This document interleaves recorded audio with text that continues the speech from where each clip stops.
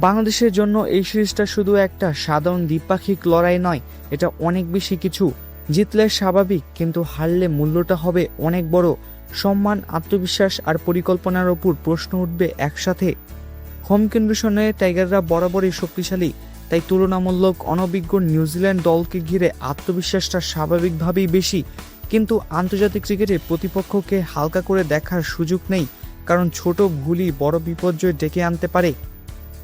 শুক্রবার মাঠে নামার আগে বাংলাদেশ শিবিরে চাপ আর প্রত্যাশা দুটোই সমান তালে কাজ করছে।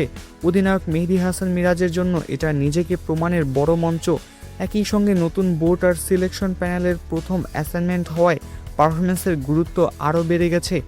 ব্যাটিং লাইনআপে তানজিদ হাসান তামিমের সঙ্গে ওপেন করতে পারেন সাইফ হাসান। মাঝের সারিতে নাজমুল হোসেন শান্ত, তৌহিদ হৃদয় আর অভিজ্ঞ লিটন দাস, যিনি হতে পারেন ইনিংসের গেম চেঞ্জার।